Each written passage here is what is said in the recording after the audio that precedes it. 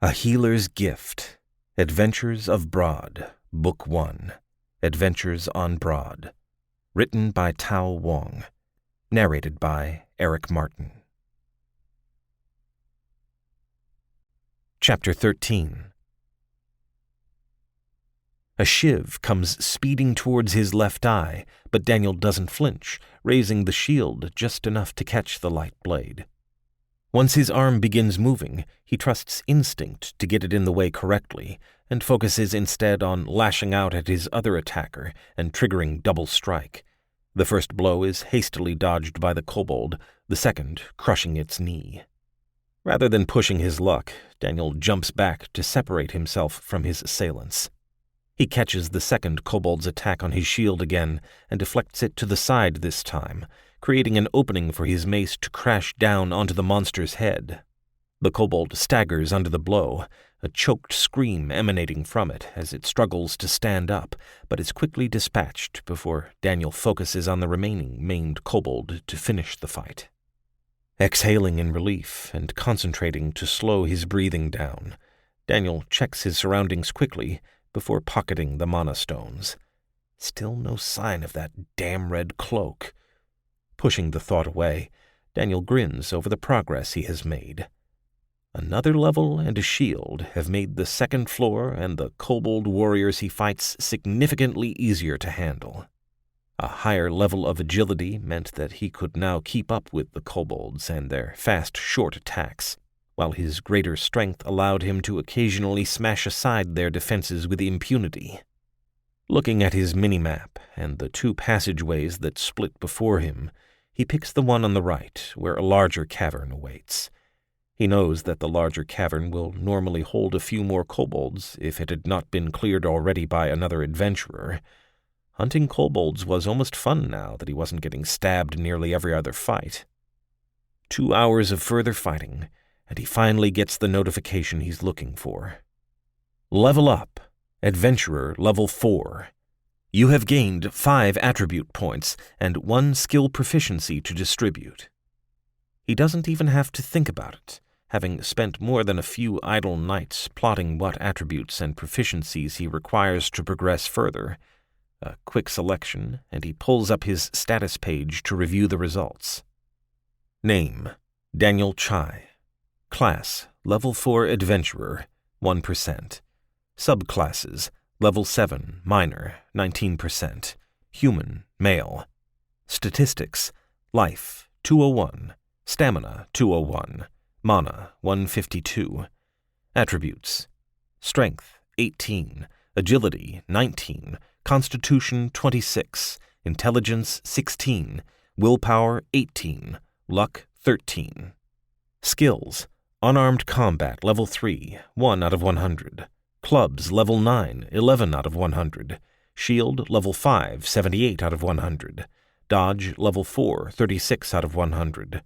Combat Sense, Level 6, 72 out of 100. Perception, Level 5, 16 out of 100. Mining, Level 7, 78 out of 100. Healing, Level 7, 47 out of 100. Herb Lore, Level 3, 31 out of 100. Cooking, Level 2, 37 out of 100. Singing, Level 2, 14 out of 100. Skill proficiencies: Double Strike, Shield Bash, Mapping, 2. Spells: Minor Healing, 1. Gifts: Martyr's Touch. The caster may heal oneself or others by touch and concentration, sacrificing a portion of his life to do so. Cost varies depending on the extent of the injuries healed. Satisfied, Daniel continues his search for the chest. It is another hour before he locates it, the second floor significantly larger than the first, and consequently requiring much more time to map and search. He's not even surprised to see 2 elite kobolds guarding the chest.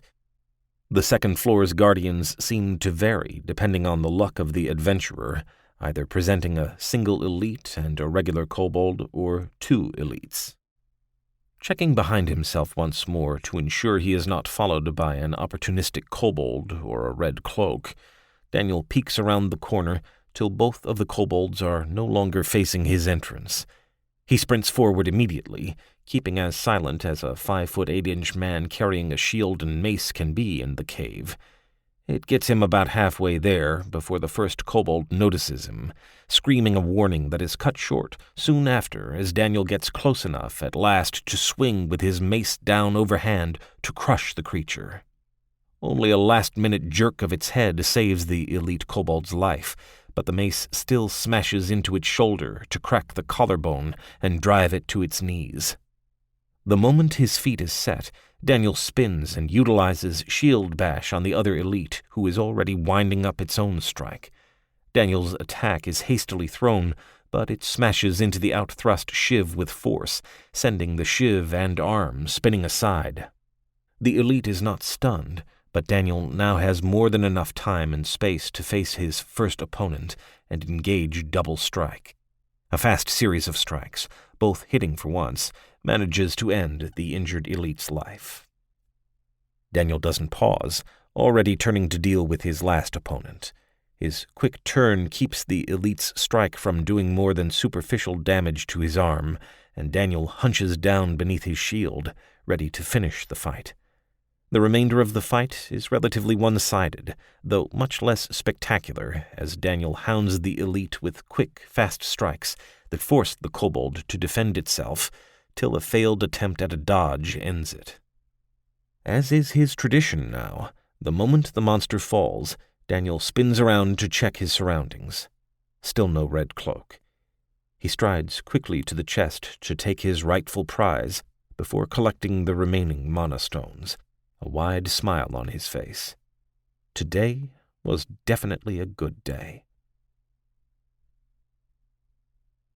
Chapter 14. Har!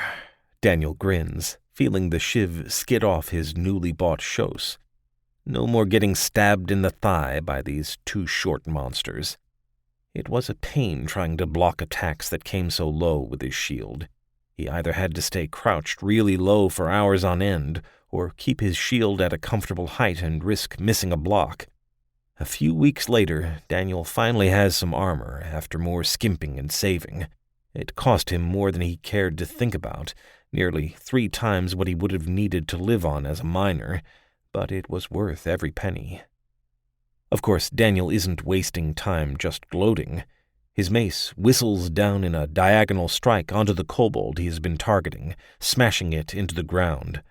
As the kobold attempts to stand, he winds up and kicks it in the side, keeping his shield close to him to foul probing attacks from the other 2 kobolds he faces. The kick picks up the smaller monster, smashing it into his friends and throwing the group off balance. A chained attack that keeps the group of kobolds staggering and injured, ending with a double strike, ends the fight soon after. New armor, new tactics, and another level have boosted Daniel's fighting abilities significantly. He confidently fights 2 or 3 kobolds these days without fail, only receiving the most minor of injuries in most cases. Daniel no longer even bothers with trips to the 1st or 2nd floor, only working the 3rd floor and the more numerous kobolds there. Until today, though, he has avoided the location where the sector boss and main floor boss lived, preferring to work his skills safely. Today, though, was the day he would challenge the monster. The trip to the kobold chief's lair takes Daniel another hour, the adventurer pausing after each battle to rest and recuperate. As he nears the chamber, he hears a scream, and he picks up his pace. His sudden, noisy entrance surprises the combatants for a second, giving Daniel time to assess the situation. An adventurer is curled up on the floor, missing his arm, bleeding out while his companion stands facing the kobold chief. She is the screamer, her sword and dagger combo wavering as fear grips her. The kobold chief sports a single large gash on its arm, but is otherwise unharmed. To Daniel's surprise, the chief is no taller than a normal kobold, at a short 4 feet, though the monster wields an actual short sword, chipped as it is, and wears rusted chainmail for protection on its torso. The other major change in appearance is that the kobold chief is significantly more muscular than a regular kobold, with defined musculature in its arms and chest. Pushing aside other thoughts and concerns for the other adventurers, Daniel rushes the kobold chief, who jumps away with ease and speed. The movement is quicker than any of his previous opponents by a significant margin. Narrowing his eyes over the shield, Daniel hunkers down for a long fight, realizing that he cannot take chances here. Recalling his first fight with an elite, Daniel begins to feint and attack with wider swings, intent on cornering the chief. The chief growls at Daniel, deflecting a swing with the mace with its own short sword, but Daniel's surprising strength throws it aside slightly, forcing the kobold to compensate for its balance by taking a step backwards. As it recovers, Daniel's backhand catches the chief on its forehead, sending the creature stumbling again. Daniel steps forward again to push his advantage, but is distracted by the sound of metal on stone behind him. The female adventurer, exhausted and panicked, has dropped to her knees, her weapons clattering against the ground. Daniel turns back to his fight, having taken his eyes away from the kobold but for a second, and is greeted by black smoke rising from where the kobold chief was.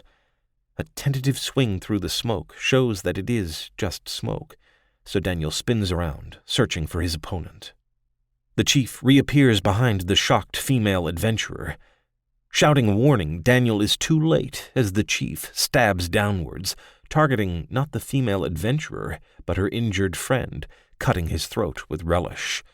Screaming in anger, Daniel crosses the floor and shield bashes the bloodthirsty smile from the kobold, watching the creature stumble back stunned. Not giving the creature any further chances, Daniel smashes it with quick strikes, his technique falling by the wayside as rage consumes him. Daniel is panting and leaning over after the chief finally falls, having never let the monster a respite after the original stun. Somewhere along the way, the kobold chief had managed to slip a thrust under his breastplate, right above his hips, and only now does Daniel truly feel it. He has no time, though, to worry about his own wounds, as he hurries over to the pair of adventurers. "Miss, are you okay?" Provided no answer, he places a hand on her shoulder and sends his gift into her body, finding nothing major to heal. He bends down to touch the armless corpse, again sending the energy of his gift out in forlorn hope. It finds no purchase in the soulless corpse, coming back to him, and Daniel bows his head in silent grief for the two for a moment. Unable to do anything for either, he turns his attention back to his own injuries and the loot. A series of quick heals puts him right again before he loots the room. Coming back to the body, he rolls the adventurer over and does a quick search, pulling out the money pouch from the adventurer's body. He presses the pouch into the lady's hand and helps her sheathe her weapons. The adventurer responds to direct instructions and guiding hands, but otherwise does little else, body already beginning to shiver from shock. Hours later, Daniel finally manages to guide the lady out of the dungeon. The moment the setting sun hits her face, she screams and rips off her belt and weapon, throwing them onto the ground and running away from the dungeon. Daniel steps toward her fleeing form, but is stopped by a hand on his shoulder. "Don't." Daniel turns to see the guard, the one who lost the bet on his first night out. Brown, concerned eyes stare out from a bearded face as he holds the young adventurer still. "We'll keep an eye on her, make sure she doesn't do any harm, to herself or others. Then, when it's time, we'll get her to a priest. You did your part, you got her out." Daniel slowly nods. A part of him wants to help, but mostly he's glad. His gift was powerful, but it had limits, and the mind was one thing he had no ability to heal. This was outside his purview. "Okay." On the other side, the guard's larger, balding companion bends down to pick up the weapon sheath, belt, and its attached coin purse for safekeeping. The bearded guard considers Daniel, tilting his head in thought. "You don't look too shaken. Most newbies find their first death hard to deal with." Daniel grunts, looking back into the dungeon before he answers. "It's not my first. The mines weren't safe either." The guard grins, clapping Daniel on the shoulder. "Good man. Keep that in mind and you might just make it to the bottom. My name's Ken, and that silent lunk is Kurtzman." Daniel looks back to the entrance before he mutters what is bothering him. "I left his body back there. Couldn't carry it and watch her." "Don't bother, it's gone. The dungeon will have taken it already. That's the adventurer's grave for you." Ken shrugs before he shoves Daniel on the shoulder. "Best hand in your stones you're buying tonight at the top." Daniel opens his mouth to protest the guard's insistent, but after a moment shuts it. He did need a drink, and rough and selfish as it was, the invitation was meant in a friendly manner. "Tonight, then." Chapter 15. A finger traces down his chest as Kyra smiles at Daniel in her bed.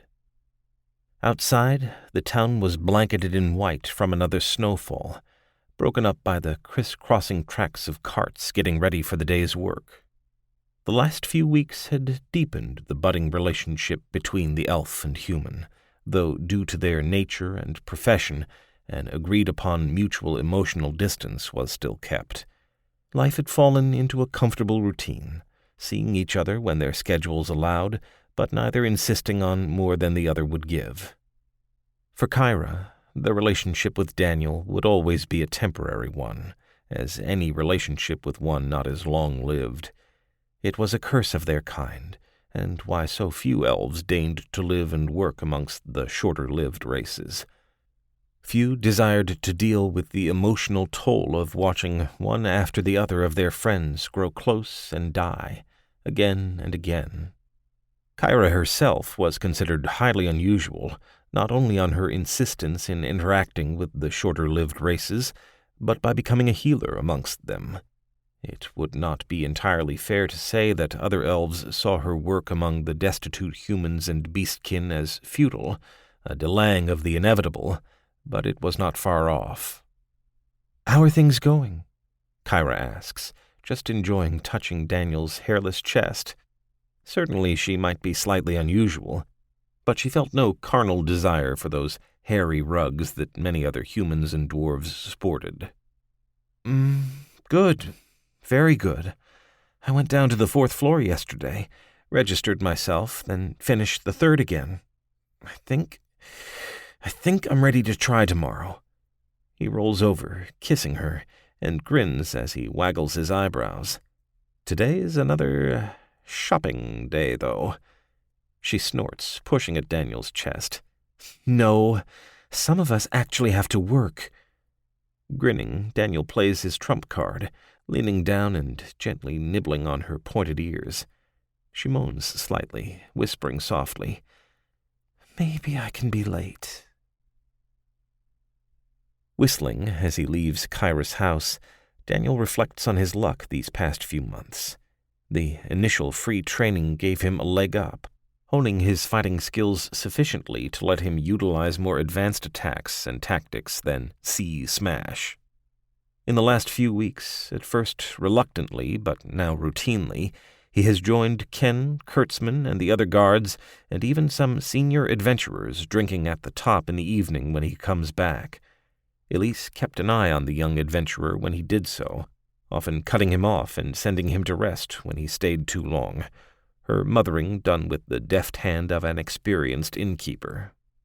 It was the advice from the adventurers and guards that drove his agenda for this shopping trip. The 4th floor saw a major change in the dungeon layout, with the introduction of the Draxilian crawler and dungeon-built traps. The Draxilian crawler was a strange beast that was tougher individually than any kobold, skittering around in its gray shell and 12 legs up walls and down passageways with ease. The monsters routinely avoided traps in that way that caught unwary adventurers. However, their greatest threat was not in their fighting prowess, but what they defecated. Joined together, the crawler's feces and a chemical it extruded were mixed together to create a fast-hardening substance that had the strength of stone. It was highly prized among the construction companies, But in the dungeon, the crawlers would often cover chamber entrances and exits, constantly changing the layout of the floor and driving adventurers into traps and cul-de-sacs.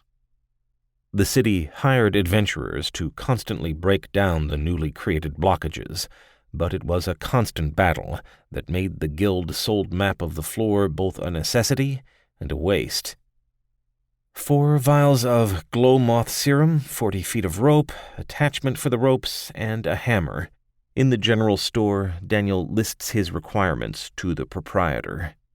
Also 24 trap balls, a dozen bushels of sage, and the cotton balls. The proprietor of the store, a short older man, hurries off before coming back with the goods neatly packed. 4th floor? Daniel nods as he pays, before he is stopped by the proprietor, whose hand comes back from under the counter with a smaller glass canister with glow crystals shedding a soft, warm light. For you. It can get dark down there. Good luck, Daniel. Daniel automatically takes the light, at the same time querying, Have we met? Not me. My cousin works at the clinic and pointed you out a while ago. Oh. Daniel nods his thanks, taking the bundle and heading to the armorer. Like most adventurers, Daniel's interactions with the regular townsfolk was limited to a select few shops that directly catered to their needs. Armorers, blacksmiths, the apothecary, a few inns were where the adventurers congregated. Yet a town could not survive just on those things, and outside of the adventurers' direct sphere of interactions lay farmers, tailors, shopkeepers, masons, and more, who thrived off the funds that flowed from the dungeon. It was only Daniel's continued presence at the clinic and his relationship with Kyra that highlighted his presence to the townsfolk.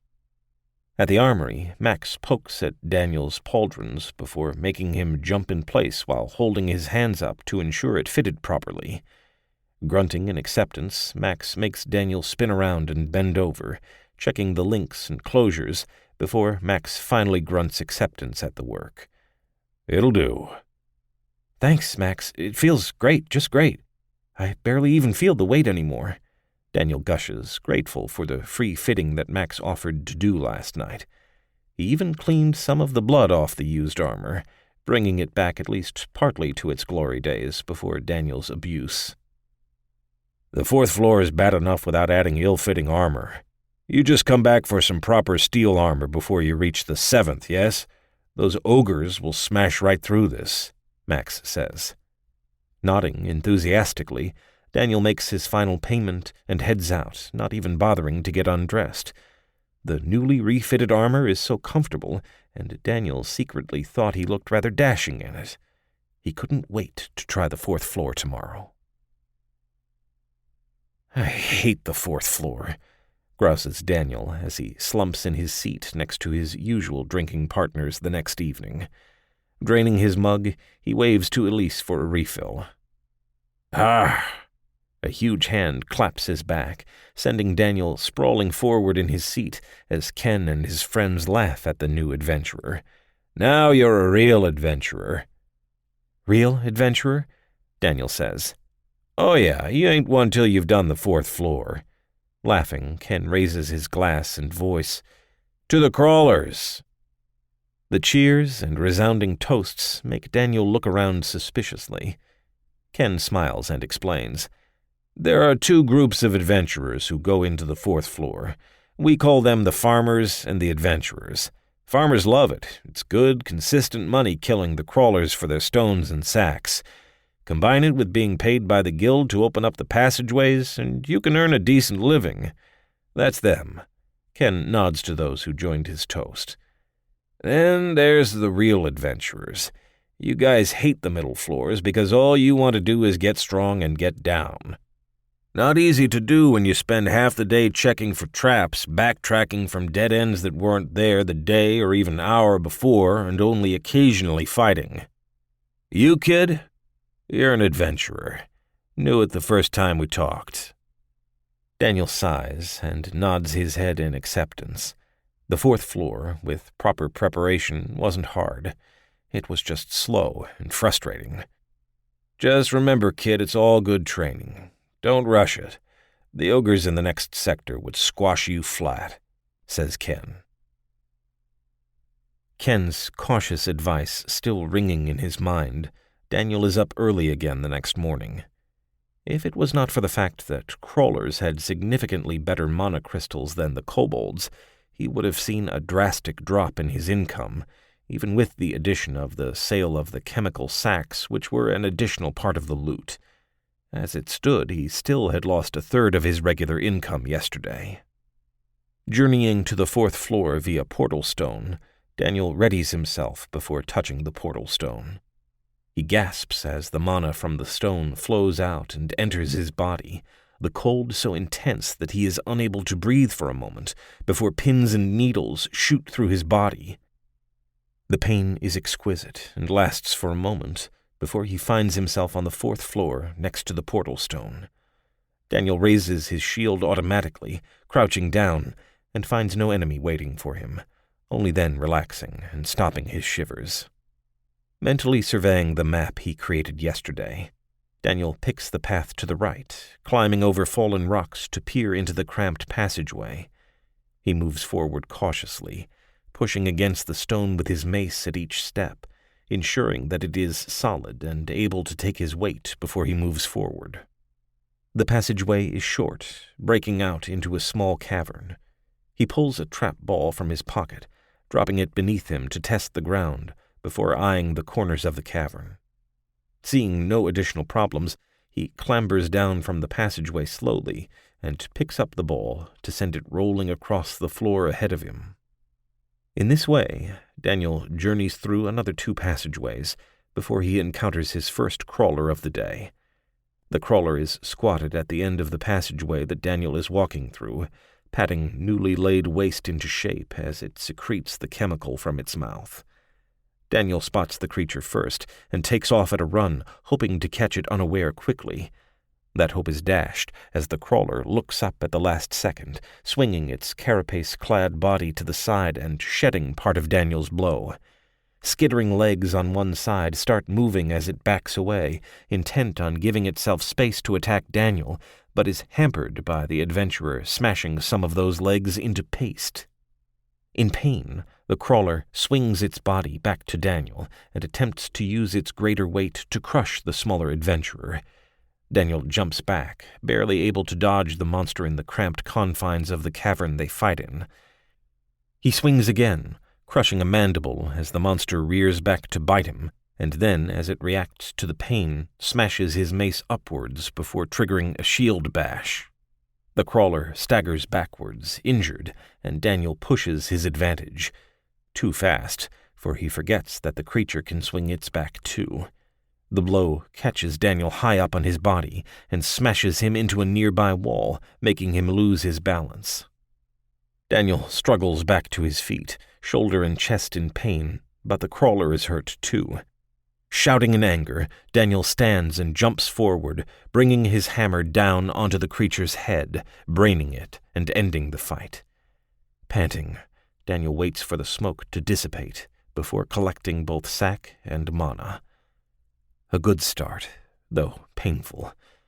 Now to find more monsters, he thinks, as he walks off into the passageway. Slow and patient, that was the way to go.